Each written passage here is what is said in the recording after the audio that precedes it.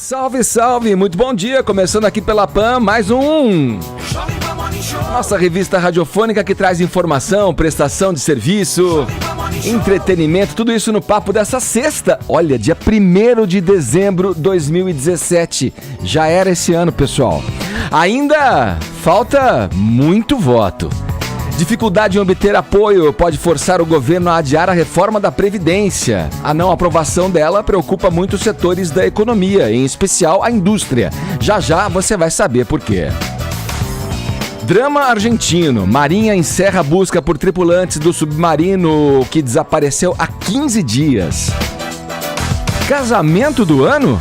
Os detalhes sobre a união do jornalista César Tralli e da apresentadora Ticiane Pinheiro. Neste sabadão tem festão. E a Paulinha vai, não vai? Com certeza? Olha, eu não fui convidada, mas eu vou. Não fui convidada? Como assim? Gente, você não foi convidada? Eu vou explicar depois, mas parece que foi uma coisa para os íntimos. Infelizmente não estou entre os íntimos de Tici e Tralli. Aquele casamento que acontece na capelinha, na fazenda, né? Para 30 pessoas. Daqui a pouco. Eu sei que é só isso que você quer saber nessa sexta-feira. É só isso que eu quero saber. Calma. Mas vamos para nossa hashtag? O que temos hoje aí? Vamos para a nossa hashtag, porque você sabe que aconteceu uma coisa interessante, uma confissão de Jay-Z. Jay-Z foi pro The New York Times, esse jornal importante, tratar de um percalço em sua vida matrimonial com Beyoncé. A gente já desconfiava, né, Edgar? Desde que a Beyoncé em Lemonade falou da tal da Beck, do cabelo ruim lá, a gente ficou achando que aconteceu. Será que o Jay-Z, né, pisou pra fora do balaio? Depois o Jay-Z, no álbum dele, que aliás tá concorrendo ao Grammy 444, também disse ali, fez um meia-culpa, tipo, verdade. Pode ser que sim. Mas nunca tinha falado com todas as letras que ele havia traído a Beyoncé e agora, pro The New York Times, ele falou que traiu sim, que eles trabalharam uma DR de casal e também musical, né? Cada um fez a sua música, falou sobre o assunto e assim conseguiram superar esta traição. Essa família gosta de uma briguinha, né? Você lembra da pernada no elevador? No elevador da irmã da Beyoncé no Jay-Z era exatamente por todo esse processo de traição aí, Edgar, né? Veio a se confirmar que, na verdade, a irmã da Beyoncé tava o quê? Defendendo a honra da própria, né? Não tava acreditando ali que ia ficar daquele jeito. Mas enfim, eles se resolveram, lidaram com a traição. E é isso que eu quero saber de vocês nessa sexta. Hashtag lidando com traição.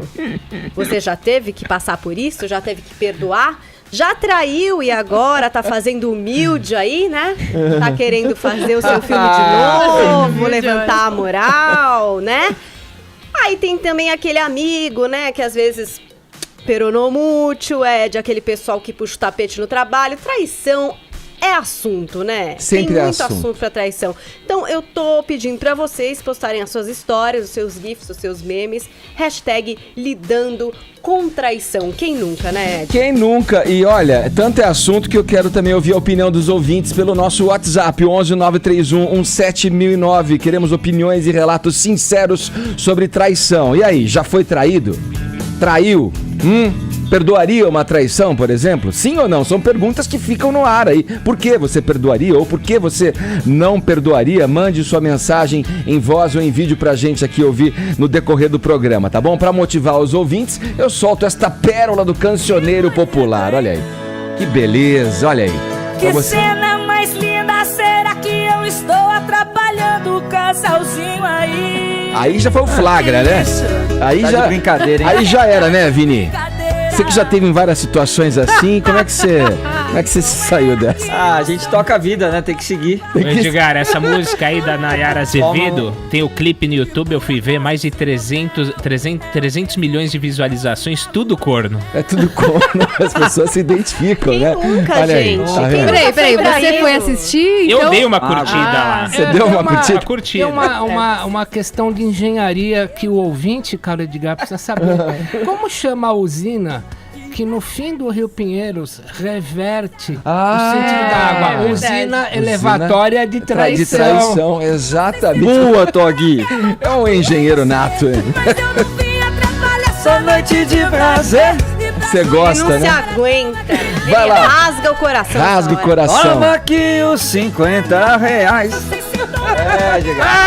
É só assim pra você superar. Vamos lá, agora que você está motivado, caro ouvinte, abra o seu coração pra gente. Conta aí se já foi traído, se traiu, como é que você saiu dessa, qual foi o desfecho, tá bom? 11 931 17009 é o nosso número pra você mandar mensagens em áudio ou em vídeo, tá bom? Tamo esperando.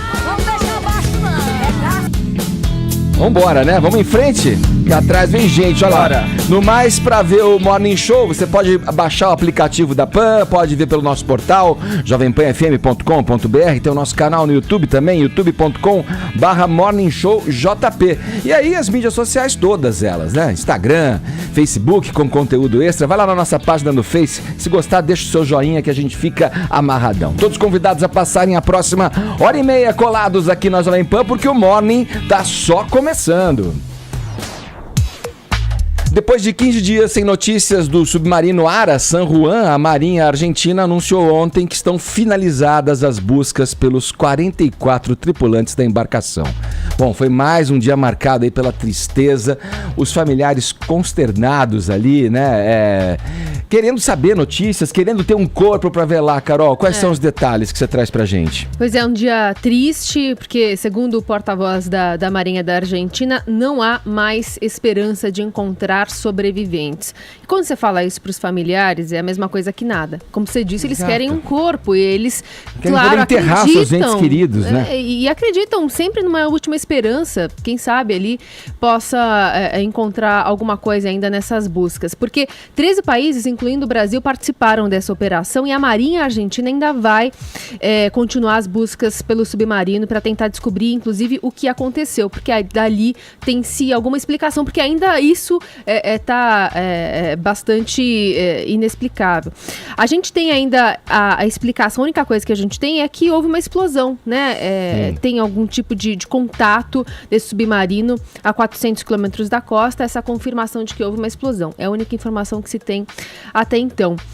Eu separei aqui, o jornal Clarim fez um perfil mais ou menos das vítimas, né, desses 44 tripulantes, e a gente separou aqui, inclusive o Twitter de algumas pessoas que, né, acabam externando um pouco dessa dor nas redes sociais. A Jéssica Gopar tem o tweet dela aqui falando que é difícil pensar sobre tudo que vai acontecer, tudo que vai precisar fazer a partir de agora, os procedimentos, enfim, diz que imaginou e pensa inclusive nessa agonia. Ela tuitou isso, enfim, colocando um pouco dessa agonia e no final das contas isso acaba sendo multiplicado porque as pessoas estão acompanhando os familiares da tripulação. Tá aí o tweet que foi colocado nas redes sociais. Também, ao mesmo tempo, tem reclamações. O Luiz Tagliapietra, que é pai do tenente-comandante Alejandro Damián Tagliapietra, ele diz que essa é uma decisão arbitrária e injustificada, colocando justamente essa dor, mas que não concorda com a Marinha de que seja encerrada então essa operação. Ele que nesse perfil, essa é a nota, a gente está observando aí a nota da Marinha, colocando as explicações aí para o encerramento da operação. E nesse perfil do jornal Clarim, colocando inclusive a manifestação de alguns, colocando a manifestação de alguns familiares. O próprio Alejandro tem o perfil dele lá, era um jovem menino de 27 anos e quando era mais novinho era entregador de uma loja de sorvete. E aí os familiares vão falando, ele era uma pessoa excelente, todo mundo gostava muito dele. Enfim, tem uma outra mulher também, aliás, era a única tripulante, única mulher, né, que estava lá dentro do submarino, a cargo de oficial, a primeira da história da Argentina na tripulação. Que também, mais para baixo, dá para ver a foto dela. Mas, enfim, são as histórias que vão sendo contadas a partir de agora. Quem nos acompanha, Carol, tá vendo aqui, né, as fotos. A foto de todo mundo. Né? E dos militares ali que compunham a tripulação, né, do Ara San Juan. Exatamente. E agora essas histórias, e todo mundo acaba... a gente, ao longo desses últimos dias, acompanhou, né? Eles fazem muitas preces ali na frente da Marinha, sempre tentando atualizar as informações, e há, então, esse misto agora de muita tristeza e muita revolta também por conta dos familiares que ainda querem que as buscas não sejam encerradas, e muitas mais explicações por parte do governo. É difícil, né? Alimentar uma esperança aí com tanto conforme, como a gente já falou aqui, dificilmente, né? Você pode encontrar alguém com vida ainda, depois de todo esse tempo aí, com todas as buscas que foram feitas, a união de vários países, né? Tentando auxiliar a Argentina, a frota brasileira já voltou para o Brasil, já tem alguns dias, né? Quer dizer, vai ficando cada vez mais difícil, e para os familiares, né? Que querem ali um corpo para enterrar, né? Para ter um desfecho essa história. A pior coisa é você ficar sem uma resposta, né? E sem nenhuma mesmo, é muito mal explicada essa história, porque sumiu. É um submarino que sumiu em pleno 2017, né? Vamos lá, seguindo em frente aqui no Morning Show, a falta de apoio pode levar o governo federal a adiar a votação da reforma da Previdência. O presidente da Câmara resumiu em uma frase o que está acontecendo. Rodrigo Maia disse, abre aspas aí, ainda falta muito voto, fecha aspas. Zé Maria Trindade Temer e os líderes da base ainda têm poder de fogo para reverter essa situação aí desfavorável no sentido de aprovar a reforma da Previdência? A reforma da Previdência. Bom dia para você aí em Brasília. Salve, muito bom dia, Edgar. Bom dia a todos aí. Olha, Edgar, o presidente Michel Temer e o grupo que apoia o Palácio do Planalto vai tentar a última cartada. Uma reunião de domingo, né, com os líderes e o presidente da Câmara, o deputado Rodrigo Maia. Ali será feito o balanço. Mas o presidente Michel Temer vai ouvir que não adianta pressão no Congresso Nacional, na Câmara dos Deputados, se a pressão não vem também de fora. É por isso que o presidente reforçou a propaganda sobre a reforma da Previdência, vendendo a ideia de que, na verdade, esta reforma vai tirar vantagens, vai tirar exageros com relação à aposentadoria no serviço público. Mas é daí também que parte a grande resistência. E é poderosa essa resistência, né? É a elite da burocracia que pressiona e tem acesso aos deputados e senadores e acaba assustando. Aqui de Brasília mesmo, deputados daqui não votam a favor de uma reforma assim. O bom dessa história toda é que a Previdência está sendo rediscutida, né? E isso, para o ano que vem, pode ser que o projeto seja aprovado, Edgar, e esta é a novidade, numa janela ali, depois da eleição, né? Entre a posse do novo presidente da República e do novo Congresso Nacional, depois de outubro. Só ali é que se vislumbra a possibilidade de votar essa reforma da Previdência. É difícil, né? É um assunto que vai mesmo tirar expectativa de direitos, né, dos funcionários públicos com a tal aposentadoria total e também com a tal paridade. Isso leva o governo a ter 6 salários, uma folha de pagamento ativa e 5 aposentados, né, ganhando igual como se estivesse trabalhando. Esse é o grande debate que está sendo enfrentado, né? Ô, Tonho, olha, nós temos aí um cenário que parece que retrata esse óbvio ululante aí com relação aos políticos, né, que estão à frente aí, que os caras não querem assumir medidas impopulares aí, né? É o caso aí da Previdência e os caras estão fugindo dessa votação como o diabo foge da cruz. É isso que explica, na opinião, também esse impasse para você? Na verdade é o seguinte, né, o PSDB sempre precisou, como um parceiro fantasma, da capilaridade do PMDB. Haja vista que nas eleições de 2014, o PMDB fez aí 1.015 prefeitos, né? Uma coisa absurda. E dos 46 deputados do PSDB, a gente tem uma divisão bem clara. Continua o PSDB de sempre, não sabe em que canoa bota o pé. Agora, a gente tem que pegar uma coisa estrutural do Brasil. O Brasil, estruturalmente, era uma subcolônia de Portugal e era um subestado de Portugal. Quando a coroa vem para cá, ela aparelha o Brasil com uma característica de estado total, sem imigrantes, num primeiro momento, tentando a vida na base do toma lá da cá, do Estado de Direito, ou caiu e se levante sozinho sem a ajuda de padres, reis e burocratas. Traduzindo, isso se chama patrimonialismo. O que é patrimonialismo? O Estado é o objetivo principal e todo mundo quer mamar nas setas do Estado. Vamos traduzir isso mais claramente. Nenhum político quer assumir em ano eleitoral o ônus de ser taxado do cara que cortou certas mamatas e benesses. Aliás, já foi feito um levantamento ontem que, caso a reforma da Previdência seja feita, as pessoas de até 25 anos teriam que contribuir aí com 110 mil reais, uma coisa absurda.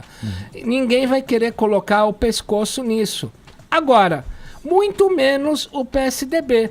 Vamos ver, e eu vou retomar essa pequena informação dada ontem, o que Temer e Geraldo Alckmin vão conversar nesse sábado, quando o Temer vai com o Alckmin participar no interior de São Paulo numa entrega de uns Minha Casa Minha Vida. Ainda é uma indefinição. Agora, vai piorar mais ainda em 2018, porque os políticos não vão querer desagradar o eleitorado de perfil patrimonialista que espera tudo do Estado. É melhor eu lutar por uma aposentadoria do que eu tentar montar um negócio meu. E, aliás, o desemprego, o IBGE soltou esse dado ontem, o desemprego teve uma queda por conta de iniciativas individuais que não são as patrimonialistas. Trindade, como eu falei aqui, o Rodrigo Maia diz que falta ainda muito voto. Você tem ideia de quantos ainda faltam, Trindade? E qual é a estratégia do governo para angariar esses votos aí, para aprovação dessa medida polêmica aí? Olha, Edgar, a bancada do governo faz as contas aqui, diz que tem 280, mas informações que eu tenho aqui de líderes diz que não passa de 255. São necessários 308 votos. E é estranho que está começando a mudar. O governo tem já resultados aí de que houve uma mudança na opinião pública na defesa da reforma da Previdência. Os empresários também começam a defender a reforma da Previdência. Há um temor de que isso poderá impactar os juros poderão aumentar, né, por dificuldade de caixa do governo, e até também aumentar a inflação e instabilidade e principalmente impostos. Os empresários odeiam, têm medo dessa história de aumentar impostos porque, na verdade, inviabiliza setores importantes da economia. Isso já está sendo expressado em várias reuniões de avaliação aí do ano em setores da economia. Então, a reforma da Previdência é uma novela, a gente sempre fala mesmo disso aqui, vai impactar a vida de todos, né? Quem não é aposentado está prestes a se aposentar, é uma reforma importante. Sobre o PSDB, o partido vai discutir esse assunto, a tendência é de votar com a reforma. Olha, Tonholi, todo mundo sabe que esse governo Temer foi montado pelo PSDB, que dominou a área econômica e fez a pauta, né? O rigor fiscal e as reformas constitucionais. Não dá para agora dizer não, né? Exatamente. Só que, Trindade, você com toda a tua experiência imaginaria o PSDB entrando em tantas e tamanhas contradições, cada hora falando uma coisa? O que a gente vai falar pro ouvinte? Em tão pouco tempo, jamais, né? Agora há uma tentativa forte de unificar o partido, mas eu nunca vi tantos sinais contrários no PSDB, que sempre teve uma direção única. O muro. Valeu, Trindade. Um abraço para você, bom trabalho aí em Brasília. É isso, obrigado. Vamos lá, vamos fazer a bola rolar aqui no Morning Show agora. O Flamengo venceu ontem, fora de casa, e carimbou o passaporte para a final da Copa Sul-Americana.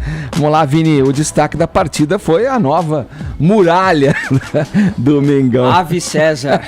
A César o que é de César, acabou a carreira do Muralha. Olha, o cara vai e ainda defende o pênalti. O ano do Muralha não tá sendo dos melhores, viu, Edgar? Quarto goleiro do Flamengo, César, não jogava há 2 anos. Entrou no jogo ontem, jogo difícil, né? Válido aí pela semifinal da Sul-Americana contra o Júnior Barranquilla. Né? Uma decisão importante para o Flamengo, que precisa vencer um título esse ano, até pelo investimento que foi feito nesse time, né? Precisa de um título de peso, a Sul-Americana, que leva também direto aí a Libertadores. Então foi depositada toda a confiança aí nesse goleiro, o César, porque depois das últimas falhas do Muralha lá contra o Santos, né, aquela bola que ele tentou sair jogando, perdeu, tomou o gol, depois o segundo gol acabou falhando também, era uma bola defensável. Aí o torcedor do Flamengo realmente perdeu a paciência, que já estava no limite com o Muralha. Ele que esse ano está sendo alvo, né, de muitas brincadeiras, de muitos memes, algumas coisas exageradas também, algumas perseguições, né, que o torcedor acaba colocando fanatismo também muito à prova ali, mas o fato é que o César ontem entrou, catou bem e ainda defendeu um pênalti, né? Então eu acho que é fim da linha do Muralha no gol do Flamengo, mas ele é um cara que não se esconde. Pelo menos, viu, Edgar? Ele sempre tá dando entrevista, sempre tá se justificando, não esconde o mau momento que ele tá passando, né? Não quer dar Assumiu o erro ali, falou na minha conta, né? Exatamente. Então a gente pode ouvir aí uma palavra aí do Muralha ontem, depois do jogo. Ele que não foi nem relacionado para a partida. Nem no banco ficou, né? Nem no banco ficou o Thiago, que estava voltando de lesão, ele ficou lá da tribuna, mas ele falou sobre a atuação do César e sobre esse momento difícil que ele está passando no gol do Flamengo. Vamos ouvir. Olha, acho que a maior crítica, cara, é eu comigo mesmo, né? Não é nem o que falam aí. Se for dar muita importância pro que falam aí, é capaz de eu nem sair na rua. Recebi ameaças, minha família sofre também, então é muito difícil, não é fácil. Queria pedir desculpa pelas minhas falhas, não queria, ninguém entra em campo para falhar, para errar. Todo mundo quer entrar para dar o melhor, para vencer, para ajudar os companheiros. E infelizmente as coisas não estão dando certo, mas creio que vai passar. Acho que é um momento, uma fase ruim minha da minha carreira. É um ano assim para tirar muitos aprendizados e trabalhar, que uma hora as coisas tendem a mudar. Aí. Não resta outra coisa, tem que trabalhar e tentar dar a volta por cima. Essa entrevista ele deu pro Sport TV ali no troca de passe, né, depois do jogo. E o Muralha, né, Edgar, ele só tá no Flamengo porque ele se destacou realmente no Figueirense lá em 2015 e no ano passado, pouco se lembra, mas ele vestiu a camisa da seleção brasileira, porque ele chegou bem no Flamengo. Ele fez boas partidas e o Tite chamou ele para a seleção. 2 jogos ali das eliminatórias, ficou no banco, né? Mas se você vai para a seleção é porque você está tendo pelo menos algumas boas atuações, né? Mas depois a carreira acabou desandando aí. Mas vamos torcer para que ele dê realmente a volta por cima. Quantos anos ele tem, Vini? Muralha? Não sei te responder. Mas olha, esse tipo de erro ali, é claro que ele, né, aprendeu aí com principalmente o flamenguista espera que ele aprenda com a lição, né, que teve aí, né, de ter cometido esse erro crasso aí.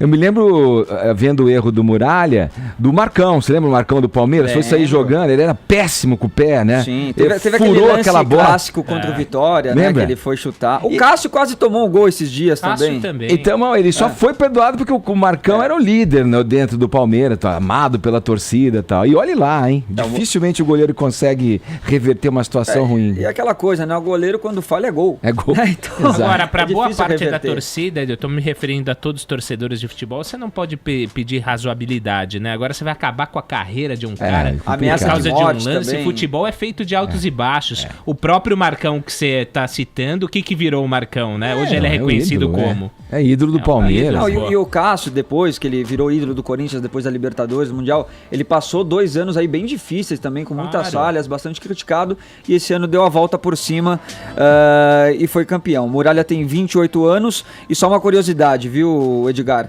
O Flamengo que investiu, né, trouxe tantos medalhões, ontem se classificou para a final da Sul-Americana, com a defesa de um goleiro da base e com 2 gols de um atacante da base também, o Felipe Vizeu. Boa. Né? Incrível. O Vini, tava passando meio ao largo ali, ele falou rapidamente, o repórter não o questionou mais profundamente sobre isso, mas ele fala sobre as ameaças que vem sofrendo, né? Pra gente ver a que ponto que chega a coisa. O futebol realmente às vezes acaba ultrapassando o limite. E o técnico do Flamengo, Edgar, o Rueda, que há 1 ano atrás estava na final da Sul-Americana contra a Chapecoense.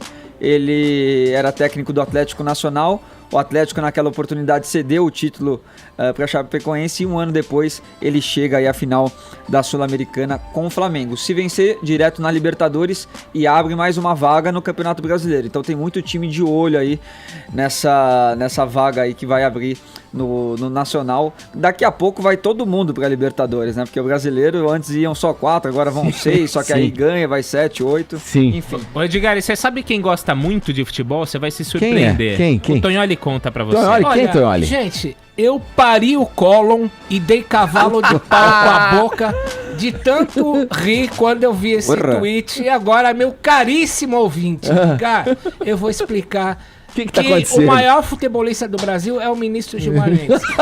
Ele colocou o seguinte tweet: Ministro Gilmar Mendes da STF, parabéns ao Grêmio pela conquista da Libertadores. Aí um tuiteiro com um nome escalafobético, Alvisland Rainbolt, responde assim: Gilmar, não se preocupe com o título de Libertadores, ninguém consegue tirá-lo do STF. Muito boa. Bem bolado. Bem bolado. Não é pseudônimo seu, não, Tonholi? Atuando perfil atuando na Deep Web? É perfil fake seu, Tonholi. À noite, quando os gatos são pardos, eu faço tweets com o escalafobético codinome de Alvisland Rainbow. Já que a gente... E hoje tem sorteio da Copa do Mundo, hein? Hoje tem sorteio da Copa do Mundo, a gente vai conhecer aí quem serão os adversários do Brasil na Rússia em 2018. Caminho importante aí.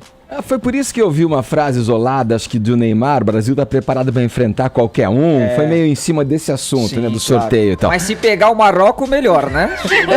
Vamos evitar a Espanha. Bom, como o assunto foi futebol, agora eu mato a bola no peito e coloco no chão, porque vamos falar do que interessa realmente nesse Brasilzão, pessoal. Vai casar? Afinal de contas, né?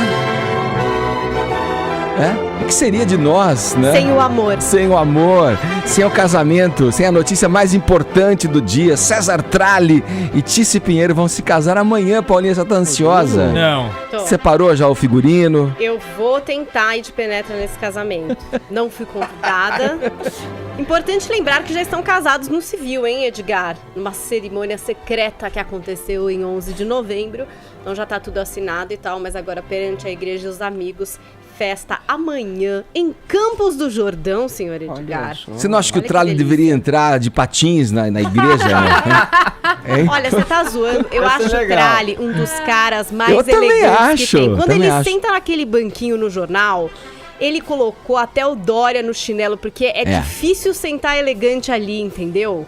Ele senta, não amassa nada. É uma pessoa digníssima. Eu acho que ele vai estar belíssimo bem no cortado, casamento. justinho, né? No corpo, poucos né? poderiam, entendeu? Olha lá. Agora, é o seguinte, vamos aos detalhes dessa festa. Sábado, no Hotel Vila Inglesa, estão hospedados o quê?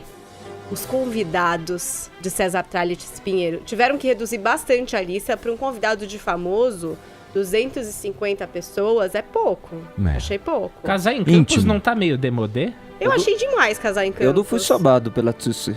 Campos do Jordão é maravilhosa aquela cidade. O Hotel Vila Inglesa é incrível. Eles reservaram 37 quartos para os convidados. Nossa. Gastaram aí 30 mil por dia. Vão ser 3 dias de atividades para quem vai. Então deve começar hoje com algumas coisas gostosinhas para fazer em Campos do Jordão. Aí tem o casamento amanhã e no domingo mais algumas coisinhas para o pessoal se distrair, conhecer mais a cidade com aquela arquitetura, né? Saudade de Campos. Meio suíça, uma coisa maravilhosa. Já encontrei o Vini por lá. O casamento Ele indígena. tava ótimo. Verdade. Diz Você que é dona de. Você que é meio dona de Campos do Paulinha, Jordão, quase. Paulinha? Ah, eu sou Você que super tem dona. várias propriedades por lá. Muitas Você acha que um propriedades. Vai receber casamento o assim, título de cidadã honorária. uma cavalgada pelo campo, é uma coisa que pode entreter os Eu convidados? acho que esse casamento vai ser maravilhoso. A gente vai babar nas fotos do Instagram. Espero que tenham fotos. Não gosto dessa história de recolher celular, que depois a gente não consegue ver o que aconteceu. Eles gastaram 250 mil reais na festa, não foi pouca Só? coisa, entendeu? Caramba. Noivado, O né? Tralli já explicou pra Caras o seguinte, que se 80% do que ele planejou der certo, esse casamento vai ser inesquecível. Olha aí. É fácil 80% dar certo. Olha, o Tralli é meu amigo, gosto muito dele. E a esposa, a Tiziane, foi minha aluna de jornalismo. Ah, então Então, você abençoa. você vai, então, não vai ser Teólogo? Eu vou padrinho, abençoar o Thomas? casal Você de vai? longe, porque eu não fui convidado. Mas é porque é muito pouca gente mesmo. Aí, olha, vamos agora aos mais detalhes da festa. Quem vai carregar as alianças? Você sabe que são alianças Cartier, Ô, que Roberto. agora foram ser polidas e gravadas com a data do casamento, Modelo Comfort. né? Aquele modelo de 3 alianças, sabe? Ouro branco, ouro rosa e o ouro tradicional. Tem ouro rosa também? Tem, a Cartier tradicional, sim, é a que eles escolheram. A gente vai ter a Rafaela Justus, que é a filha da Tissy, como daminha, acompanhada do filho da Ana Hickman, né? O filho dela, o Alexandre. Aliás, a Ana Hickman é uma das madrinhas deste casamento. Também temos Otávio Mesquita, Karina Bach, Matheus Massafera e Carol Sampaio. Otávio ali Mesquita no corpo tá em de... todas, né? É amigo da galera, gente. Peraí. E o vestido é da Letícia Bronsen. Apesar da Tissy já ter se casado de branco, pompa e circunstância, ela falou que vai casar de novo no mesmo estilão, não. Não esperem que ela vá discreta, que vai vir de noiva. Não vai ser vestido de bolo, mas vai ser maravilhoso. Você acha justo a Tissy casar com o Tralha? Eu acho. Desculpa, eu acho que esse casal tem muito em comum. Eles se separaram, época, né? Ficaram Voltaram. 7 meses separados, puderam pensar melhor, e aí tem aquela cartada: querido, se voltar é pra casar. Ou querida, se voltar é pra casar. Não sei de quem partiu a cartada, mas teve. E agora a gente vai poder ver essa união acontecer de fato. Eles vão passar o Natal juntos como família, do jeito que Tiziane Pinheiro sempre quis. Agora é o seguinte, eu quero saber do Vini, a queima-roupa. Quanto tempo vai durar esse casamento? Não, deixa aí. Vai durar pra vida inteira, gente. Como assim? Esse casal eu acho que vai durar bastante tempo.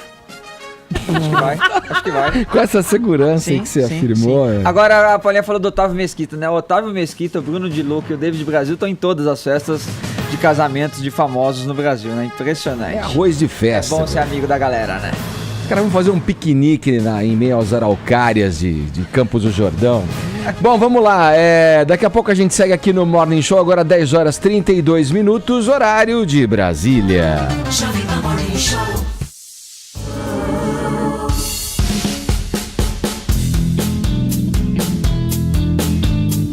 Agora aqui no Morning Show, um destaque internacional. O presidente dos Estados Unidos, Donald Trump, não é bem-vindo na cidade que tão bem acolheu o nosso correspondente Ulisses Neto. Ulisses, boa tarde pra você aí em Londres. Que história é essa, meu camarada? Esmiúce pra gente por que os londrinos estão aí refutando a presença do topetudo Donald Trump.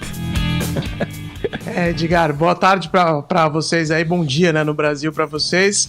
Aqui em Londres, essa semana foi marcada pela confusão entre o Donald Trump e a primeira-ministra Theresa May. É uma história que já vai render muito pano para manga, não tenha dúvidas disso. Começou quando o Donald Trump fez um retweet, né, uma série de retweets, na verdade, de um grupo aqui da Inglaterra chamado Britain First, que é um grupo de extrema-direita. Uma das integrantes desse grupo tweetou imagens de muçulmanos atacando imagens cristãs, também outras confusões envolvendo muçulmanos.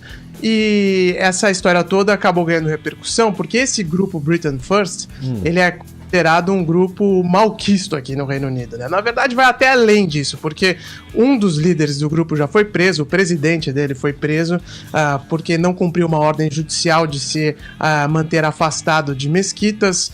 Uma outra integrante desse grupo, ela também foi processada já por discurso de ódio e por aí vai. Então é um grupo que tem problemas com a justiça e que os políticos tradicionais aqui do Reino Unido não dão nenhuma atenção, não levam a sério. Então, o fato do presidente americano retweetar imagens desse grupo polêmico do Britain First pegou muito mal por aqui, e aí até o Partido Conservador, que é muito alinhado ao Partido Republicano lá dos Estados Unidos e também ao presidente Donald Trump. A primeira-ministra Theresa May, por exemplo, foi a primeira líder internacional a visitá-lo na Casa Branca depois da eleição. A primeira-ministra se viu obrigada a reagir, né, e disse que condenava essa atitude do presidente Donald Trump, que ele não deveria ter feito essa publicação de tweets feitos, realizados por esse grupo extremista, e por aí vai. O problema é que o Donald Trump, ele não gosta de ser chamado a atenção, principalmente pelos aliados dele, né? Então ele retrucou, disse que a primeira-ministra deveria se preocupar com o país dela, não deveria tomar conta da vida dele, uma coisa horrorosa pelo Twitter, que criou essa grande polêmica. E aí os parlamentares aqui do Reino Unido continuaram reagindo, pediram que o convite para uma visita oficial do Donald Trump fosse retirado.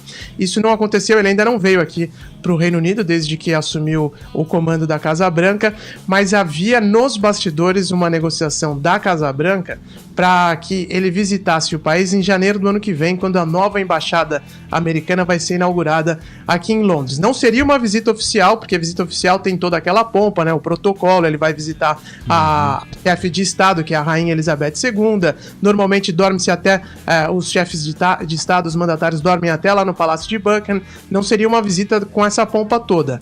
Mas, ainda assim, mesmo essa visita rápida, né, só para inaugurar a Embaixada dos Estados Unidos, também foi cancelada, porque o presidente dos Estados Unidos sabe que ele vai enfrentar muitos protestos aqui em Londres se vier para o país. Não sei se vocês se lembram, mas antes mesmo da eleição, já tinha acontecido até um abaixo-assinado com centenas de milhares de assinaturas pedindo para que Donald Trump fosse declarado persona non grata aqui no Reino Unido, né, por causa do que eles chamam de discurso do ódio.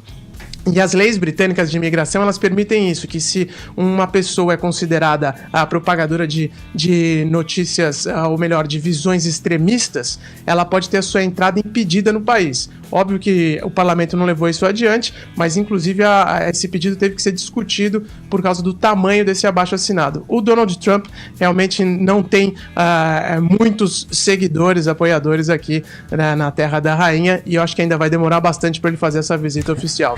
Fala, Tonholi. Bom, eu queria lembrar, Ulisses, daquela velha frase e simples do Marshall McLuhan, e que se você interpretar à luz o que acontece com esses tiozinhos baby boom, né, na casa dos 70 anos, a gente consegue entender bem, que o Marshall McLuhan, canadense, falou isso aqui em 62. O meio é a mensagem. E o que acontece? Quando um tiozinho que é de outra geração retuita algo, ele não tem a percepção, porque não é da geração dele, entender que ao retuitar é lido como endossar. Aliás, acho que é uma dificuldade para todo mundo isso, e é uma pergunta que eu faço. Retuitar algo é endossar aquela visão ou querer mostrar para todo mundo o absurdo que foi aquilo? Como o Trump no Twitter é um homem de gatilho fácil, o que vem ele põe a cabeça na bola e faz gol, ele tentou se desculpar falando que na verdade ele queria mostrar o absurdo daquele tweet e não endossar o que estava lá. Mas está faltando para o Trump, nesse sentido, um spin doctor, um assessor de mídia que diga para ele que ao retweetar algo, ele tem que colocar uma explicação, um quote, né? Um disclaimer. Falando, olha que absurdo. Não, mas ele é homem de gatilho fácil. Agora, Ulisses, uma coisa que eu queria sinceramente fazer a pesquisa, Ed, é ver em que horário o Trump retuita essas pataquadas. Eu vou fazer isso esse fim de semana, porque se você faz um levantamento. Põe na planilha pra gente, Tonholi. Depois das 9 da noite, ele tá no whisky drinking. É verdade, Vamos ver o horário que o Trump bota a pataquada pra frente. Normalmente ele solta o dedo bem tarde mesmo, né? Então, olha, o Ulisses tá decifrando. Olha lá. É interessante a gente pegar e mapear todos os horários mesmo, porque ele normalmente vem em horários pouco convencionais. Mas além disso, né, de fato eu acho que o Donald Trump com certeza não sabia nem o que era Britain First, porque é um assunto bem local aqui do Reino Unido, né? É um grupo que não é conhecido mundialmente, e o fato das lideranças deles terem sido processadas, até um deles colocado na cadeia, eu acho que se o presidente americano soubesse disso, de fato, ele não retuitaria. O que ele estava querendo falar era sobre essa questão do extremismo religioso, sem dúvida alguma. O problema também é a reação dele às críticas que vêm de colegas ao redor do mundo, né? Quando a primeira-ministra falou, olha, ele não deveria ter compartilhado o conteúdo desse grupo, a reação dele, ao invés de tentar amenizar a situação ali, contemporizar, é falar para ela ficar quieta, para cuidar da vida dela, entendeu? E o Reino Unido é o principal aliado dos Estados Unidos aqui na Europa, né? Os britânicos adoram falar isso, que eles têm uma relação especial com os americanos, então quando ele faz isso, ele coloca a primeira-ministra aqui numa situação ainda mais complicada. Hoje, todos os jornais do Reino Unido têm essa história na capa e falando que essa tal de relação especial entre britânicos e americanos está num ponto muito ruim da história, porque o Donald Trump deu várias patadas aí na Theresa May, que no final das contas é uma grande aliada dele. Valeu, Ulisses. Obrigado, hein? Um abraço para você em Londres. Valeu, Edgar. Bom final de semana pra todo mundo aí. Você também. Vamos seguir aqui, voltando para a política nacional. Ah, Paulinha, desculpa, você Não, mas queria o falar Tonholi alguma coisa. completou aí. É lembrar que quando você vai retweetar, você pode escolher ali quote tweet. Então você põe o tweet da outra pessoa, mas você faz um comentário sobre. Então sim. fica a dica aí do Tonholi pro Trump, pra todo mundo. Quando você quer retweetar Sim. uma coisa que você acha absurda apenas, Tá. vale colocar ali. Você quer falar isso em inglês, retweeta. Paulinha, pra de repente pro o Donald Trump... ouvir? Donald, please, quote your tweets with your inside. Don't retweet without saying something, ok? Good morning. Beleza, vamos É voltar. uma baita profissional aí. Poliglota. Você gosta? Impressionante. Você baba, né, da pena? Influência, velho. Vamos lá, Carol, vamos falar de política nacional. A segunda sentença do juiz Sérgio Moro sobre o ex-presidente Lula vai ficar mesmo para 2018. Quais são os detalhes? Pode ser em português, né? Pode, vai lá. Pro Lula pode ser em português. Bom, essa é aquela ação onde ele é acusado de receber propina do Odebrecht por meio da compra de um terreno, né, do Instituto Lula. Então, tudo atrasou por conta da discussão da autenticidade daqueles recibos do aluguel, né, que todo mundo acabou sendo surpreendido porque tinham erros de português, tinham letras trocadas, tinha inclusive datas confusas. Aliás, que dia é hoje? É dia 1º de dezembro. 1º de dezembro, né? No nosso calendário. No Nosso calendário exatamente. da defesa do Lula, hoje é 31 de novembro, né? Porque... Eu vi um post do Augusto Nunes. Foi muito bom. Eu ri, eu ficava lendo e rindo. Assim. Porque é isso, né? Tem mais 31 de dias dezembro, no hein? mês de novembro. E De novembro, é. Exatamente. E foi justamente por isso, né? Por esses erros, o Ministério Público acabou pedindo uma perícia mais apurada nesses recibos, acabou atrasando tudo. E aí, por isso essa decisão, esse adiamento para 2018 dessa segunda sentença do juiz Sérgio Moro sobre o ex-presidente Lula. Nas vias, né, no final das contas, o que isso vai acontecer? Vai culminar no ano eleitoral, 2018, pode acabar atrapalhando um pouquinho os planos do PT nesse sentido. Mas, na prática, é o julgamento da ação do Triplex no Guarujá, lá no Tribunal Regional Federal, é que pode atrapalhar as coisas, deve ter alguma consequência maior, porque aí fala sobre ficha limpa, né? A gente está falando sobre um possível impedimento mesmo do presidente Lula em relação à candidatura, à lei da ficha limpa / candidatura de políticos condenados já em segunda instância, exatamente. Mas Lula também ontem resolveu falar sobre reforma trabalhista. Ele discursou em um evento da Federação dos Sindicatos de Metalúrgicos da CUT do Estado de São Paulo, lá em São Bernardo do Campo, e falou o seguinte: ele disse que a verdade é que a gente, metalúrgicos, não estamos sabendo explicar para o povo o que foi essa mudança trabalhista, e faz, inclusive, um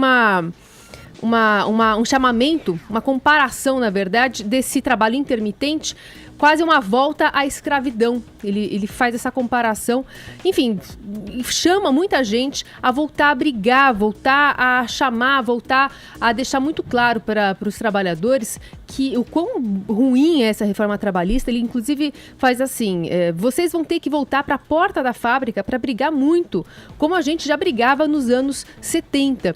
Nós ficamos muitas vezes num discurso de chavão e a gente não disse para a peãozada, para eles compreenderem qual foi a escalacrada que meteram no futuro deles. Então ele está fazendo isso, está fazendo esse chamamento para, mais uma vez, colocar em xeque aí a herança do governo Temer, portanto, continua batendo bastante o ex-presidente Lula, o candidato aí do PT. Sim, e você citou aí o Temer, ele vai surfando nessa impopularidade aí, buscando ativos na impopularidade aí, enorme que tem o presidente Temer, né? E na tentativa de se posicionar ali como o paladino da justiça, o bom moço, né, Tonholi? Ele bate no PMDBista, bate nas reformas propostas aí pelo governo do PMDBista. É uma estratégia, a estratégia que resta pro Lula, ou ele vai tirar mais alguma da manga aí no decorrer desse tempo ainda que ele pode se considerar aí um candidato aí à presidência? Eu conheço bem e pessoalmente os advogados do Lula há muitos anos. A última estratégia se chama, é o que os bons advogados costumam chamar de institucionalização da questão. O que é institucionalizar? É mostrar que alguma atividade do Ministério Público ou da Polícia Federal está ferindo as prerrogativas do direito.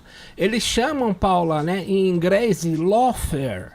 O lawfare seria você lutar por praticar um direito que não desse golpes abaixo da cintura. É por isso que o Lula processou tanto o Dallagnol e o Moro, por exemplo, porque ele precisa achar uma justificativa institucional de perseguição persecutória para dizer que ele é uma vítima de um direito injusto. Agora, o que ele faz? Obviamente, ele omite os casos em que ele é réu. Quais são? Obstrução de justiça no caso da compra do silêncio do Nestor Severo, em que foi acusado o senador Delcídio do Amaral. Triplex do Guarujá, lobby, ou seja, grupo de pressão para Odebrecht em Angola, lobby para montadoras, compra do Instituto Lula pela Odebrecht e finalmente o sítio de Atibaia. Ele é réu em 6 ações. Bom, para você que atrasa um pouquinho o seu cartão de crédito, tem uma continha pendurada, eu te pergunto. Vai lá. Pensa como o Lula consegue dormir com um barulho desse na cabeça. Então o que sobra? Pegar o Temer e falar, olha, precisamos acabar com esse cara de zero popularidade, e omite, exclui do discurso os problemas que ele traz. Ao mesmo tempo, dá uma pernada de anão no Ministério Público, acusando eles de praticar um direito que dá golpes abaixo da cintura. Tudo isso se resume em institucionalizar a defesa. E a essa altura do campeonato, né, Tonhali, o Lula já condenado em primeira instância e à beira aí de uma degola política que viria com uma eventual condenação na segunda instância, lá pelo TRF de Porto Alegre, a reforma da Previdência e Trabalhista poderia ser a melhor do mundo.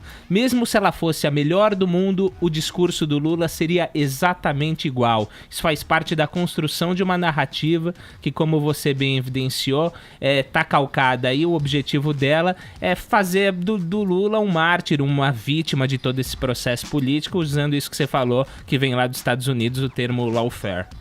Vamos ligar pros seus amigos advogados, Tonhali, pra conversar com a gente aqui. Quer que eu trago aqui? Pode. Ô, chefe Arcon, trazemos ou não trazemos? Olha aí. Eu vou consultar os A universitários.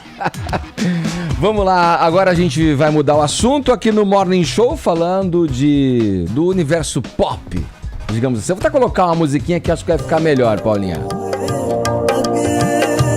A cantora e atriz Selena Gomez dedicou o prêmio de Mulher do Ano à melhor amiga dela. Paulinha, aquela amiga que, não seria nem um exagero de dizer, salvou a vida da Selena. Foi isso mesmo. Pra quem não se lembra da história, né? Esse ano a gente ficou sabendo de sopetão, através de um post no Instagram, que a Selena Gomez tinha passado por um transplante de rim. Ela que tem uma doença que se chama lúpus, que pode atingir órgãos vitais, como por exemplo o rim, e que descobriu que precisava de um transplante. E aí aconteceu uma magia, né? Porque a gente sabe que não é fácil encontrar um doador compatível. E exatamente uma super amiga dela, que morava com ela, acabou se tornando a doadora compatível. Deu um rim pra Selena Gomez, deu a vida pra ela, é assim que a Selena tem falado desse assunto. E esse ano ela foi escolhida a Mulher do Ano pela Billboard. Ontem aconteceu a entrega desse prêmio. E logo que a Selena subiu ali no palco, a amiga dela tava lá também, uma atriz, a Elle Fanning, que contracenará com ela no filme do Woody Allen, né? Quando a gente for assistir, a gente vai poder conferir. Ela tava ali no palco e foi a primeira coisa que ela falou. Eu acho que a França deveria receber esse prêmio. Ela salvou a minha vida. Eu me sinto incrivelmente sortuda. Tem um trechinho do vídeo, só pra vocês sentirem a emoção que tava rolando ali naquela noite. Porque aí a gente não tá conseguindo rodar, tudo bem. Mas assim, todo mundo chorando muito, entendeu? A Selena chorando muito, o pessoal na plateia chorando muito, porque ela é muito jovem, né, Edgar, 20 e poucos anos, já passando por tanta coisa. E aí ela foi lá, além de agradecer a amiga, é claro, agradeceu muito a família e a equipe dela, que ajudaram ela a passar por tudo isso. ela mesma disse, em momentos em que eu mesma não acreditava que eu ia conseguir. Não foi um ano, digamos assim, tão musical para Selena, mesmo porque ela estava passando por todos esses problemas, mas ela não deixou de lançar as suas músicas e não deixou de trabalhar e de se comunicar com os seus fãs, que ela também agradeceu demais. E ela também lembrou de uma coisa, de todas as outras mulheres, né, que agora mais velhas, na sua luta na indústria fonográfica, possibilitaram que hoje ela tivesse essa força, essa expressão, né? Que todas as mulheres hoje pudessem ter as suas vozes ouvidas. Então ela agradeceu a todas essas outras mulheres já mais velhas e que participaram de alguma forma da situação que a gente vive hoje, né? Para a mulher. Ela falou, acho que é um tempo muito bom para ser mulher na indústria fonográfica. Acho que é muito diferente do que já foi, Ed. Todo mundo chorou, todo mundo aplaudiu demais. A Selena Gomez é também a capa da revista Billboard. Quem tá assistindo o programa no streaming tá vendo uma das fotos aí desse editorial. Ela falou sobre o transplante, ela falou também sobre a separação com The Weeknd, né? Que foi o namorado dela até outro dia. E agora a retomada com o Justin Bieber. Ela falou muito de leve a respeito disso, mas é o que mais tem se falado a respeito da Selena Gomez. Parece que ontem aí o pessoal da imprensa está dizendo que o Justin dormiu na casa dela, então Jolina, esse casal, acho que voltou mesmo de vez, né? Casal que muita gente já torceu para ficar junto e para separar, quer dizer que Selena está lidando muito bem com a traição, nem sei se houve traição, tô especulando aqui com vocês. E ela vai estar no filme do Woody Allen, vai contracenar aí com grandes atores, fez 5 testes pro papel. Nossa! Parece que foi bem difícil, ela duvidou dela mesma, até falou, putz, acho que eu não vou conseguir, mas aí não acharam outra pessoa, ela fez o teste de novo e aí passou. Então a gente vai poder rever Selena Gomez como atriz, ela que já participou de especiais da Disney quando era muito pequena e depois enveredou aí pra essa área da música. Então vamos aguardar, eu queria mandar um abraço pra Selena Gomez, que cada vez que eu vejo ela chorando e contando essa história tão difícil desse transplante... Uma história de filme mesmo, né? Tocante, e que assim, a né? gente vê a dela, só porque ela é famosa você fica triste. Não é por isso. Acho que tem muita gente passando pela mesma coisa. E quando a gente vê um exemplo de uma pessoa famosa que tem a janela pra falar sobre os assuntos, eu acho que é tão importante, né? Porque ela poderia simplesmente não falar nada, né, Edgar? E que generosidade dessa amiga, né? Essa amiga que fez a doação pra ela. Emocionante mesmo. E é uma menina que tem uma super fé, assim, acho que deve ter ajudado muito a Selena. Parabéns, garota. A mulher do ano é Selena Gomez. Falado. E que baita profissional é Paula Deus Carvalho. do Eu céu. tô admirado Isso hoje. é uma gravação, é uma claque eletrônica. Aliás, o Woody Allen podia chamar ela pro filme dele. Nossa, eu Que, iria. aliás, ele gosta de jovenzinha e profissional. É o perfil... Nossa, agora eu fiquei com um pouco de medo. Jovenzinho e profissional. Olha lá. Vamos lá, ainda temos tempo para tratar de mais um assunto nesse bloco aqui. Tem uma última nota. Ô Vini, vamos lá. Diga aí pra gente, divida com os nossos queridos ouvintes, como é que vai chamar o seu filho? Enzo. É mesmo? Ué, mudou? Mudei, né? Porque senão ele vai ser excluído, né, da sociedade. Como assim? Porque todas as crianças agora chamam Enzo. Todo mundo que tem menos de 5 anos parece que chama Enzo, não é isso? Não sei, eu tô Tá por na fora, moda, já Enzo? passei dessa fase faz tempo. Não, eu tô brincando, vai chamar Yuri. Mas olha só, a internet meu filho vai chamar Yuri, né? Mas a internet tá brincando muito com o fato de que existem muitos Enzos agora espalhados pelo Brasil, né? E aí saiu essa lista aí de um colégio da prefeitura de Altamira, lá no Pará. E dos 35 alunos, Edgar, 7 chamavam Enzo. Caramba. 7 chamavam Enzo. Mas qual é o motivo? Aí assim, você foi investigar? Então, segundo dados do censo 2010 do IBGE, Do Enzo 2010. existem apenas 21 pessoas com o nome Enzo na cidade de Altamira, que tem 111 mil habitantes. Isso significa que, então, 1/3 de todos os Enzos da cidade pararam na mesma sala de aula. É impressionante. E tudo com nome composto, né? Enzo Augusto, Enzo Gabriel, Enzo Giovanni, Enzo Jackson, Enzo Lucas. Eu não sei por que esse nome disseminou dessa forma. Talvez porque é um nome curto. É o filho da Cláudia Raia com Edson Celulari. Também. É o Enzo, Filho de famosos. que eu O Enzo lembro. Ferrari. Eu só lembro desse aí, Tonoli. A gente que é velho, eu só lembro desse aí. É um nome muito famoso na Itália, né? Enzo. Mas enfim, Aí é o seguinte, ó, segundo o IBGE também, o número de pessoas registradas com o nome Enzo em todo o Brasil passou de 2.088 pessoas nos anos 90 para 44.056 nos anos 2000. Então, aí sim. Uma alta de 2.009%. Né? Agora, eu fui pesquisar lá no ranking do Baby Center, que faz uma análise aí mais detalhada. Baby Center é um site para quem tá começando. Dos nomes mais populares para recém-nascidos no Brasil em 2017. E Enzo não é o primeiro colocado entre os nomes masculinos. Queremos ainda saber qual é. Miguel. Miguel? Miguel, que ocupa o topo do ranking já há 7 anos. Olha. Pô, para com miguelagem aí. Pois é. E Alice é o nome preferido aí Menina? das meninas. O ranking foi elaborado a partir de 362.800 nomes de bebês nascidos aí ao longo de 2017.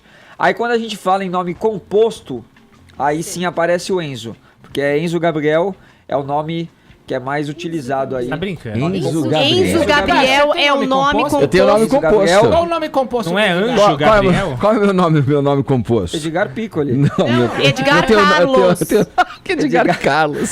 Cláudio Júlio. Você tem outro nome? Eu tenho Cláudio Júlio. O meu é Edgar Cláudio Wilson. Júlio. Olha que Não é maravilha. picolete Edgar pistáquio? Então, nomes compostos. Esse aí só depois da meia-noite. Enzo Gabriel, João Miguel e Pedro Henrique. Já as meninas Maria Luísa, Maria Eduarda e Maria Clara. Aí tem alguns nomes que já foram badalados que estão perdendo força. Tipo. Tonholi. Tipo, Olha Tonholi é sobrenome, é. Davi, Davi não rola mais. Gabriel, Lucas e Felipe.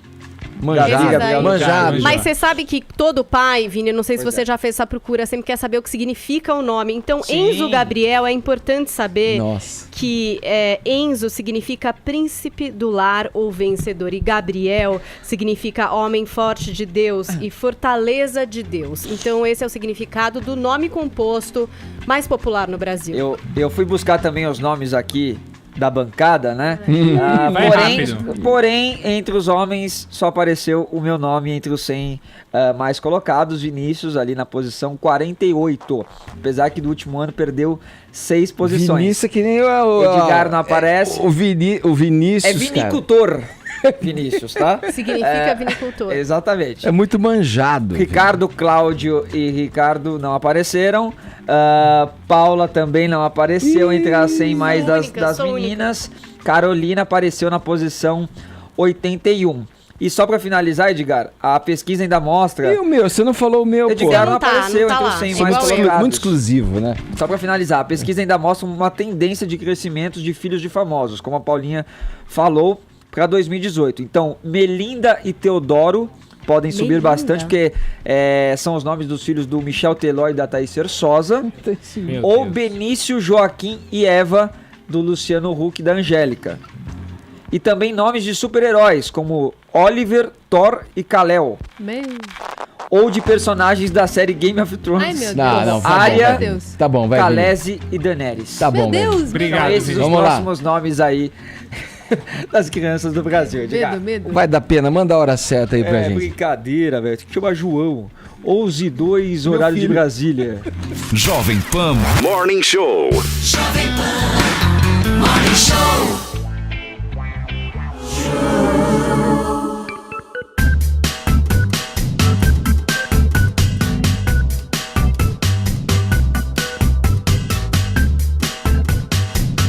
Agora vamos ouvir a delicada, a pequena, Paula.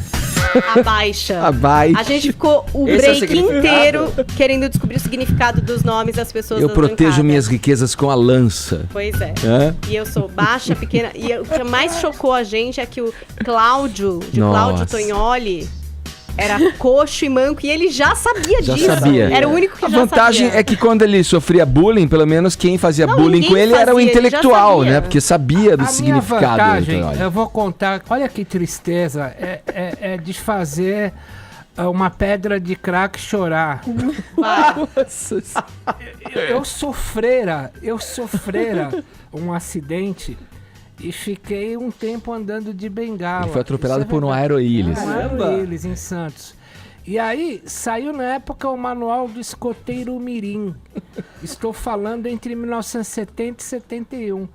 E eu todo pimpão com a minha bengalinha. Olha que triste. Vou abrir as últimas páginas do manual em que estava a origem do seu nome. Estava lá, Cláudio, o manco, coxo. Eu chorei um rio de lágrimas. Eu jamais abri o manual do Escoteiro Mirim e não perdoo o manual do Escoteiro Mirim por esse bullying contra um jovem ser de bengala. Vamos lá. Paulinha, vamos lá. Explica pra gente aí, né? Por que a gente tá usando essa hash hoje, lidando com a traição? Porque a gente ficou sabendo que é real, é oficial, aconteceu mesmo, o Jay-Z traiu a Beyoncé. Já resolveram isso e agora até o Jay-Z falou publicamente para o New York Times, então a gente pode considerar que eles o quê? Lidaram bem com a traição, né? Por isso que a gente está usando essa hashtag.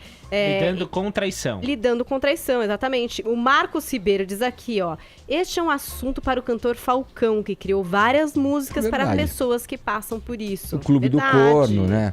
Também tem Débora Alcântara, que ela tá questionando, né, a hashtag, que é uma coisa que acontece muito no Twitter. Então, hashtag lidando com traição, qual é a pior? Traição amorosa ou traição financeira? Ambas machucam muito. Você vê que o pessoal começa, né, a lidar com questões existenciais e você pode continuar participando com a hash lidando com traição. Eu tô adorando os GIFs que vocês estão postando, inclusive aquele tradicional. Você acha que é sorvete de chocolate, mas é feijão no freezer e isso realmente simboliza a traição. A traição das brabas. Olha, traição é um tabu e eu fico me perguntando aqui, será que os nossos ouvintes abriram o coração na nossa enquete hoje do WhatsApp? Vamos ver o que eles estão dizendo pra gente a respeito do tema. Olá, pessoal do Morning Show, tudo bem? Bom dia. Bom dia. Então, eu sou a pessoa mais fracassada que existe pra traição. Vamos lá. Consegui, assim, descobrir que o meu ex-marido me traiu. Fui tentar traí-lo também. Gente, chegou no quarto do motel, o moço sem roupa, eu sem roupa. Eu olhei na cara dele e falei assim, eu quero ir embora. Eu não consegui trair meu ex-marido, gente, que absurdo isso. Eu me senti uma pessoa fracassada. Mas enfim, beijos. Fracassou na traição. Bom dia, pessoal do Morning. Aqui é Val, que é de São Paulo. Traição é algo complicado mesmo. Eu já fui 4 vezes, 3 só de uma. Se a gente ama, a gente perdoa, mas a traição que não dá pra perdoar é quando é com o pior inimigo. Aí é dose. Um beijo a todos. Bom dia, pessoal da Jovem Pan. Meu nome é Rosana, moro em São Paulo. Eu sou casada há 32 anos, né? Poxa, esse negócio de traição é complicado. Por quê? Se o marido chega pra mim e fala assim, olha, eu traí, viu? Não teve amor, foi só atração, fica ruim. E se ele chegar e falar, poxa, olha, eu me apaixonei, pensei que estava apaixonado, também é muito ruim. Então, pelo sim, pelo não, é melhor não trair, né? Porque eu acho que eu não perdoaria. Um beijo a todos, adoro vocês. Valeu. Bom dia, Morning Show. Bom dia. É Jorge que está falando. Já traí. Em uma época que o nosso casamento não estava bem, ela me perdoou. Ou pelo menos diz que perdoou. Porque todas as vezes que temos novas DRs, ela faz questão de jogar isso na minha cara. Mas eu acho que faz parte. Valeu, galera. Um abraço, bom final de semana. E agora, hein? Quem vem lá, hein? Quem vem lá? Alô? Meu, porra. Edgar. Oi. Eu fui traído. Fui traído por um amigo meu que tá falando muita coisa errada de mim, porque afinal de contas eu acredito que ele sempre foi uma pessoa de confiança pra mim, que é um Palocci. O italiano era uma pessoa muito boa, muito chegada e realmente me traiu. Eu tô me sentindo muito mal. Por isso estou aqui com meu amigo Ronald de Pindamonhangaba. Obrigado. Até o presidente, hein? Muito bom, viu? Gostei. Vamos lá, hoje, 1º de dezembro, é o Dia Mundial contra a AIDS. Carol, eu acompanhei a reportagem que você fez para o Jornal da Manhã, muito legal. Gostaria que você trouxesse pra gente aqui um resumo dessa apuração. Vamos lá. A gente tem aqui o Brasil num contexto mundial e não tá tão bem assim quando a gente fala de AIDS, porque a gente teve no ranking uma subida de 3% entre 2010 e 2016 o número de casos, são 40 mil por ano, e aí na contramão do planeta que tem um período aí, nesse mesmo período, uma taxa global de queda de 11%. Mas um retrato, um pedaço aí que eu queria jogar à luz é sobre o perfil, né, dos portadores de HIV, porque a gente está falando de uma doença que está circulando aí há mais de 30 anos, e quando a gente começou a falar sobre ela, a gente falou sobre um público que é jovem, homossexual, que está muito mais suscetível a contrair o vírus. E aí hoje, 30 anos depois, eu comecei a conversar com alguns especialistas, eles voltaram a falar. O perfil do portador de HIV hoje é jovem, homossexual masculino e trans. Você fala, mas como aconteceu, né? Porque eu estudei, por exemplo, em escola estadual, e eu lembro na década de 80, 90, o que tinha de campanha de conscientização sobre AIDS, aquele filme Christiane F. era anualmente passado na escola pra gente ter noção de como era pra gente se afastar de drogas, pra gente, enfim, usar camisinha. Isso foi massivamente passado, pelo menos na minha geração, que tem 30 e poucos anos, vamos ficar por aqui. Então, os especialistas disseram que houve um grande gap depois disso, porque as coisas melhoraram, os índices melhoraram. E aí, essa nova geração que está começando não pegou essa informação que foi passada lá atrás. E eles estão se infectando, né? O mesmo perfil de público está se infectando. A AIDS, né, Carol, ela passou a ser uma doença tratável, né? Administrável, digamos assim. Desde os coquetéis até os avanços dos remédios, tem das esse drogas. outro perfil, né? Os antirretrovirais são drogas muito mais fáceis de lidar, né? Tem menos efeitos colaterais. Tem as PrEPs, que são enfim, nome profilaxia pós-exposição, enfim, são medicamentos, por exemplo, se você tem uma relação de risco hoje, eu posso ir até o sistema público de saúde e tomar uma medicação que eu inibo a proliferação desse vírus dentro do meu organismo. E é um medicamento muito importante, porque eu evito alguém de ter o HIV circulando no meu organismo. Mas as pessoas usam isso de uma forma banal, muitas vezes também, fazendo roleta russa, enfim.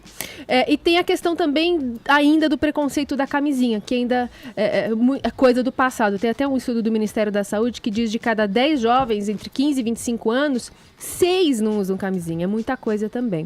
Tem também o medo da população que tem o preconceito em relação a isso, mas eu separei aqui uma fala do vice-presidente da Associação Brasileira Interdisciplinar de AIDS, o Veriano Terto Júnior, que fala também sobre, além desse gap de informação, sobre uma dificuldade de passar muitas coisas dentro da escola, onde justamente está esse público circulando. Vamos ouvir. Isso é devido ao preconceito e à discriminação e à desinformação. Todas essas iniciativas, como muito estranhas, né, que ficam falando que ideologia de gênero, escola sem partido e que esses temas de sexualidade deveriam ser tratados em casa pela família, mas a família não trata esses temas, né?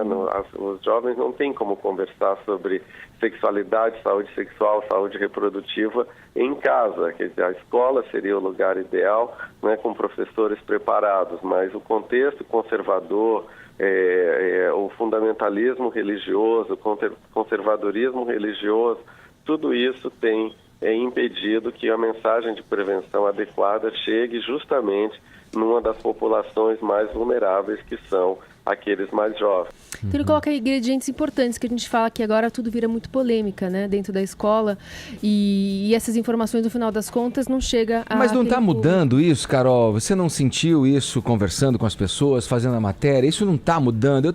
Eu quero acreditar que isso esteja mudando. Eu digo da relação do diálogo entre pais e filhos sobre essas questões. As questões são conjuntas, deve ser abordado na escola e deve ser abordado em casa também, né? Eu quero crer que os pais estejam cada vez mais conversando com os filhos, né? E criando um ambiente em que os filhos se sintam também acolhidos e confortáveis em trazer esses assuntos, né? Eu acho que é de extrema importância isso. Só que a gente está falando especialmente do público que é portador de vírus, é homossexual, trans e jovem. Público que normalmente ainda tem dificuldade de conversar com os pais, até sobre a opção sexual. Sim. E muito mais sobre as questões também de saúde, né? Eu já tinha falado isso aqui uma vez, mas queria falar de novo, que eu acho que quando se fala da camisinha, ainda é uma coisa assim, você a camisinha para você não pegar doença e tal.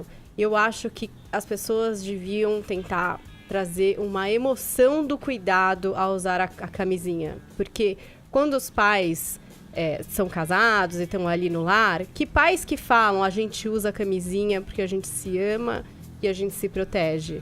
Né? Eu já falei isso daqui, até todo mundo ficou me zoando que eu tenho camisinhas pela casa. Os filhos acharam a camisinha na sala. Porque o meu método contraceptivo é a camisinha. Eu me lembro que você falou isso aqui. Então, se um dia o meu filho achar uma camisinha, olha, a gente usa a camisinha para não ter bebê, que a gente está satisfeito com vocês, e é uma forma da gente se proteger, porque a gente se ama, a gente se cuida.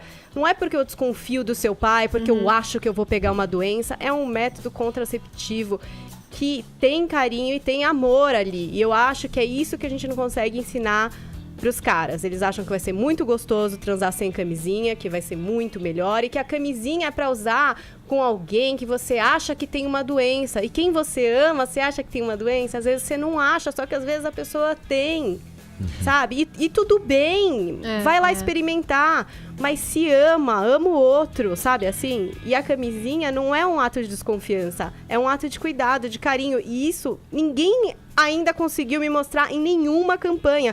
Só parece uma coisa muito prática. Leve lá sua camisinha, use lá sua camisinha, você não vai ter doença nenhuma. Você entendeu? E outra questão desse perfil de quem é portador de HIV é o outro extremo, que são os idosos. Quem tem mais de 55 anos... Resiste também. E cada vez mais ativo sexualmente, né? Afinal de contas, a gente está ficando mais saudável também na terceira idade, que não está usando camisinha, né? Sífilis está crescendo absurdamente e é justamente isso. Às vezes também tem relacionamentos monogâmicos, mas nem sempre, né? Acaba tendo traição, volta para casa, infecta parceiro e tem isso aí. E o portador, a gente está falando de uma doença que está completando mais de 30 anos, tem muita gente que se infectou na década de 90 e por conta do avanço da medicina, o antirretroviral é uma coisa administrável, então você consegue envelhecer e até morrer de velhice, administrando hoje um portador de HIV tem uma qualidade de vida razoável, o que a gente não via antigamente. É importante manter a vigilância e estar atento, né? Passar por cima desses tabus todos aí, né? Preconceito. Não relaxar por considerar que os retrovirais estão cada vez mais eficazes, né? Não relaxar com o uso do preservativo que a Paulinha trouxe aqui, quer dizer, manter sempre a vigilância com relação a isso e o cuidado. Vamos seguir. O Tribunal Superior Eleitoral vai implantar o voto impresso em apenas 30 mil urnas eleitorais em 2018. Para comprar 600 mil urnas que imprimam votos, seriam necessários 2 bilhões de reais. As informações são da coluna da jornalista Mônica Bergamo, da Folha de São Paulo. Tonali, você é contra ou a favor dessa questão aí do voto impresso ali? Garantiria alguma coisa pra gente, as urnas que poderiam imprimir um documento e um registro do voto ali? Ai, eis uma questão polêmica. Pelo seguinte, a empresa que faz as eleições no Brasil, ela não cuida da urna eletrônica, ela dá o apoio logístico, empregando aí 14 mil pessoas, se chama Smartmatic. E a Smartmatic começou a ser colocada em xeque, sobretudo porque é uma empresa venezuelana e hoje com sede... O governo da Venezuela chegou a ter 28% da propriedade da Smartmatic. E hoje, se você for na Junta Comercial de São Paulo, a Smartmatic diz que é holandesa, mas ela funciona na Inglaterra. O que a urna eletrônica tem? Ela tem um negócio que chama DRE. Direct Recording Electronic. O que quer dizer isso? Você só grava digitalmente o voto. Você não tem nenhum compromisso físico com ele. Eu fui pesquisar aqui, assim, a Smartmatic, que faz nossas urnas eletrônicas, faz o controle da logística, ela não faz, é o Tribunal Superior Eleitoral que compõe isso aqui. A Smartmatic deu problema em Chicago em 2006, deu problema em 2013 na Bélgica, tá?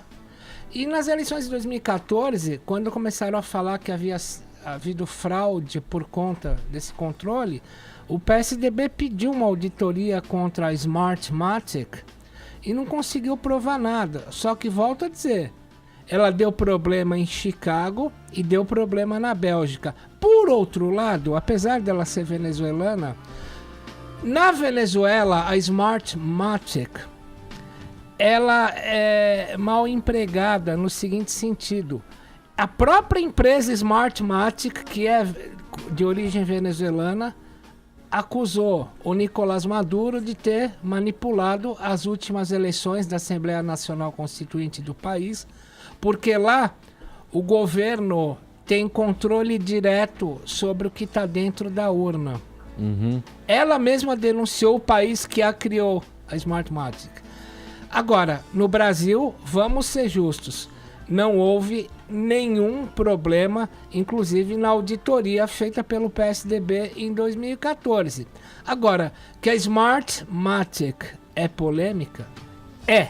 Agora, vou lembrar para você, leitor, a Smartmatic não trabalha... Você falou leitor. É leitor. É leitor. Não é feita... Ela não faz a nossa urna. Quem faz a nossa urna é o Brasil. Ela faz a auditagem e etc. Geralmente 14 mil funcionários por eleição. E de onde a gente conseguiria expertise para trazer um outro sistema para o Brasil que fizesse o comprovante, que desse o comprovante depois do voto? É o mais barato. A Smartmatic é o mais barato, porque custou, agora se fosse em papel custaria 2 bilhões. As últimas eleições a Smartmatic cobrou do Tribunal Superior Eleitoral algo como 120 milhões de reais. O que me intriga também é que a gente vê países desenvolvidos, como por exemplo os Estados Unidos, que ainda mantém uma eleição com o voto que a gente não tem também na onde cédula, né? Pegar a comparação, né? Agora, 11 horas 26 minutos, horário de Brasília.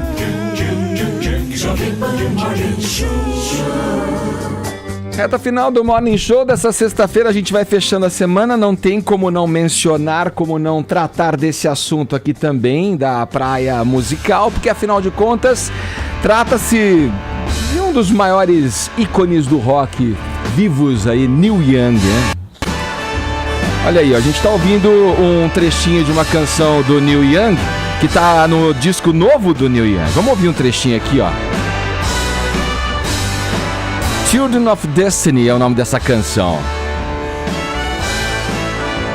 E essas cornetas aí? Tem umas coisas marciais, né? Olha lá.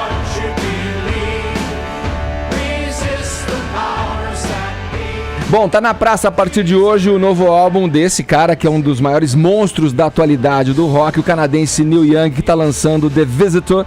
Se contar aí com compilações, relançamentos, ele bate aí quase meia dúzia de dezenas já de discos lançados no mercado. Ele que tem uma carreira brilhante, acho que é o cara mais idôneo dentro do rock and roll, é uma das maiores personalidades do rock, que carregam essa dignidade desde sempre, desde quando se lançou com o Buffalo Springfield em Los Angeles, ali nos anos 60, meados dos anos 60. Depois teve aí a lendária Crazy Horse acompanhando, participou daquele grupo vocal fantástico chamado Crosby, Stills & Nash, ele como o Young ali entrando num quarteto que também marcou muito a história do rock americano. E vem agora acompanhado, como já tinha feito em 2015, de uma banda chamada Promise of the Real, que traz um cara, Tonholi, chamado Lucas Nelson. Sabe de quem o Lucas Nelson é filho?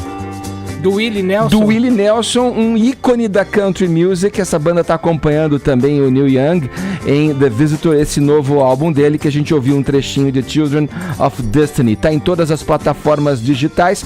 E o Neil Young que lançou o Mirror Ball também com o Pearl Jam, né? Ele sempre se une a essas bandas, a grandes nomes do rock americano para lançar os seus trabalhos. Ele está sempre em contato com o novo através desses músicos. Bom, tá aí o nosso registro para o lançamento de The Visitor de Neil Young e a gente fica por aqui, podemos ir embora e descansar tranquilos nesse fim de semana, porque o Morning Show acaba aqui. E o